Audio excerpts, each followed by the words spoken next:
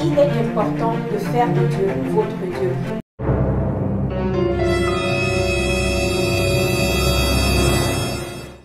Bonjour et bienvenue à Let's Shine. C'est votre émission d'édification et de développement sur les essentiels du leadership à la lumière de la parole de Dieu. Nous croyons fortement que le Seigneur a appelé chacun d'entre nous à être un disciple de Jésus et un faiseur de disciples de Jésus. Et que l'appel à faire des disciples est tout simplement un appel au leadership.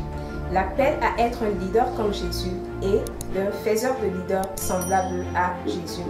Bienvenue encore à Let's Shine. Je suis Christiane Ekwala, votre hôte et catalyseur de gloire. À tout de suite.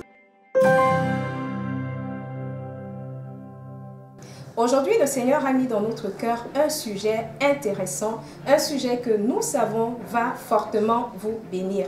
Et le thème de notre édition, c'est les 4 secrets pour être un leader selon le cœur de Dieu. 4 secrets pour être un leader selon le cœur de Dieu. Alors si vous aussi, comme moi, vous aspirez à être un leader selon le cœur de Dieu, cette émission va fortement vous bénir. Si je voulais résumer les 4 secrets pour être un leader selon le cœur de Dieu en un seul secret, ce serait quel est le mindset des leaders selon le cœur de Dieu? Quelle est leur manière de penser? Quel est leur système de pensée? Comment voit-il le leadership? Comment se voit-il dans ce leadership? Et comment voit-il Dieu dans le leadership? C'est ce que nous allons voir tout de suite. Donc, nous parlions des 4 secrets pour être un leader selon le cœur de Dieu. Pour être un leader selon le cœur de Dieu, le premier secret que vous devez avoir, c'est tout simplement Dieu doit être votre Dieu. Et oui, ça semble aussi simple que ça et aussi banal, mais c'est le premier secret des leaders selon le cœur de Dieu. Les leaders selon le cœur de Dieu ont Dieu pour leur Dieu, littéralement et profondément. C'est des leaders qui ont une relation personnelle avec Dieu. C'est des leaders qui ont une intimité profonde avec Dieu. C'est des leaders qui ont fait de l'Éternel leur Dieu, de manière à ce que l'Éternel ait l'autorité suprême dans leur vie. L'Éternel est leur berger, l'Éternel est leur conducteur. L'Éternel est celui qui parle dans leur vie. L'Éternel est celui qui parle en premier et celui qui parle en dernier dans leur vie. Donc, si vous voulez être un leader selon le cœur de Dieu, il est important de faire de Dieu votre Dieu. Oui, pourquoi on dit il est important de faire de Dieu notre Dieu? Tout simplement parce que parfois, quand on est dans le leadership, on se retrouve en train d'être emporté peut-être par le ministère, emporté par le succès du ministère, à tel point que Dieu devient en seconde place et le ministère prend la première place. Mais si on veut demeurer un leader selon le cœur de Dieu, il est important que Dieu demeure notre Dieu et que rien ne prenne la place de Dieu dans nos vies, même pas le ministère qui nous a confié. Le deuxième secret des leaders selon le cœur de Dieu, c'est qu'ils considèrent leur appel au leadership comme une grâce divine. Et oui, l'appel au leadership est une grâce divine pour les leaders selon le cœur de Dieu. Pourquoi on dit c'est une grâce divine?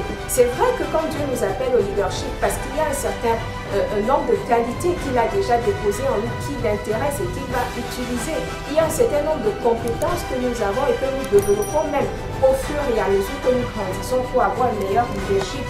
Mais les leaders selon le cœur de Dieu, c'est des gens qui ont compris qu'au-delà des qualités personnelles qu'ils peuvent avoir, au-delà des compétences qu'ils peuvent développer, ils ont été choisis par la grâce de Dieu. C'est la grâce de Dieu qui a fait d'eux des leaders. C'est la grâce de Dieu qui les porte. C'est la grâce de Dieu qui les mène et les amène partout où ils vont. C'est des leaders qui dépendent totalement de la grâce de Dieu et non d'eux-mêmes. Ça, c'était le second secret pour être un leader selon le cœur de Dieu. Le troisième secret des leaders selon le cœur de Dieu, c'est des gens qui ont compris qu'il s'agit de Dieu et de son royaume. Et oui, il s'agit de Dieu et de son royaume. C'est des gens qui ont compris que c'est l'Éternel qui est au centre de leur vie. C'est l'Éternel qui est au centre de leur ministère. C'est l'Éternel qui est au centre de leur leadership. Et le trône sur lequel ils sont assis, c'est le trône de Dieu. La chaise sur laquelle ils sont assis et à partir de laquelle ils exercent leur leadership, c'est tout simplement la chaise de Dieu. C'est très important de pouvoir le connaître, c'est très important de pouvoir le comprendre, que la chaise sur laquelle je suis assise est la chaise de Dieu. Le siège sur lequel j'exerce mon ministère est le siège de Dieu. Et la personne pour laquelle j'exerce ce ministère, c'est Dieu. C'est très, très important. Donc, si vous voulez être un leader selon le cœur de Dieu, il est important que vous sachiez qu'il s'agit de Dieu et de son royaume. Et s'il s'agit de Dieu et de son royaume, c'est qu'il s'agit donc de Dieu et de sa vision. Il s'agit de Dieu et de ses objectifs. Il s'agit de Dieu et de ses projets. Il s'agit de Dieu et de son agenda. Il s'agit de Dieu et de le servir. La première personne que nous devons servir en tant que leader, c'est Dieu. Tout simplement parce que c'est pour lui que nous avons été faits leaders en premier. Le quatrième secret des leaders selon le cœur de Dieu, c'est des gens qui ont compris qu'il s'agit de Dieu et de son peuple. Il s'agit de Dieu et de son peuple. C'est vrai que généralement on dit « il a pris mes fidèles, il a pris mes gens », mais en réalité, est-ce nos fidèles? Est-ce nos brebis? Ce sont les brebis du Seigneur, ce sont les fidèles du Seigneur, c'est le peuple de Dieu. Et lorsque nous comprenons que le peuple que Dieu a mis sous notre charge n'est pas notre peuple, est le peuple de Dieu, nous le traitons différemment. Lorsque nous comprenons que celui que nous devons servir en premier, ce n'est pas le peuple, mais Dieu que nous devons d'abord servir, nous agissons différemment. Lorsque nous avons compris que celui que nous devons servir, ce n'est pas nous, mais Dieu nous a placés là pour servir son peuple, alors certainement nous allons marcher dans les voies de Dieu. Donc si nous voulons être un leader selon le cœur de Dieu, nous allons récapituler. Il y a 4 secrets que nous devons connaître et appliquer. Le premier secret, c'est que Dieu doit être notre Dieu. On doit veiller à ce que Dieu reste la priorité et le centre de nos vies. Veillez à ce que Dieu soit le conducteur de nos vies, que Dieu soit le commencement et la fin de nos vies, que Dieu soit tout simplement notre Dieu. Le deuxième secret que nous devons connaître et appliquer pour être un leader selon le cœur de Dieu, c'est de se comprendre que l'appel au leadership que nous avons reçu va au-delà de nos compétences, au-delà de nos qualités, c'est tout simplement la grâce divine. Et quand on parle de grâce divine, c'est une faveur imméritée.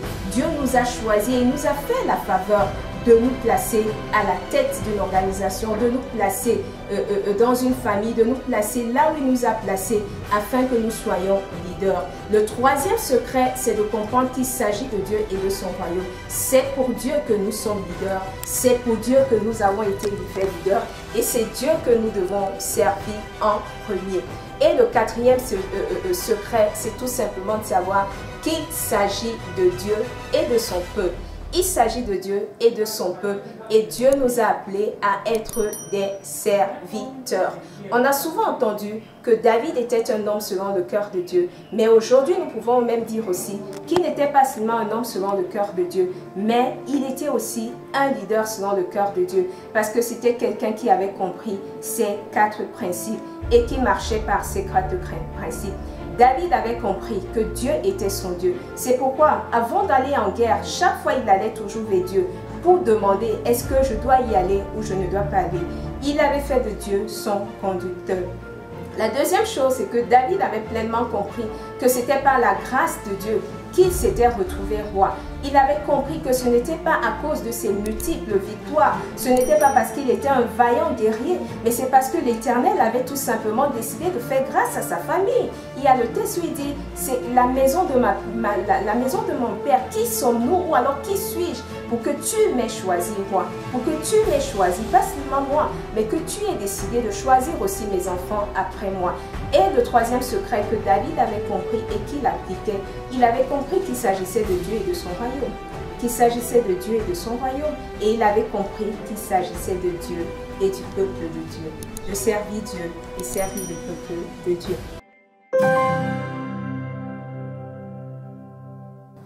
Notre citation du jour et la parole qui a inspiré l'émission d'aujourd'hui est une parole de la reine de Séba à Salomon et elle se trouve tout simplement dans le livre de 2 Chroniques chapitre 9 au verset 8 et là il est écrit « Béni soit l'Éternel ton Dieu qui t'a accordé la faveur, la grâce de te placer sur son trône comme roi, comme leader pour l'Éternel ton Dieu. C'est parce que ton Dieu aime Israël, c'est parce que ton Dieu aime son peuple et veut le faire subsister à toujours, qui t'a établi roi, qui t'a établi leader sur lui pour que tu fasses droit et justice. La reine de Séba, 2 Chroniques 9, verset 8. Nous espérons que vous avez été bénis par l'émission d'aujourd'hui. Et si tel est le cas et que vous désirez savoir davantage, connaître davantage de secrets pour être un leader selon le cœur de Dieu, nous nous ferons un plaisir de vous accompagner, d'organiser des séances de formation interne au sein de votre organisation sur le thème « Comment être un leader selon le cœur de Dieu ». À très bientôt à Let's Shine. Je suis Christiane Nicolas, votre hôte et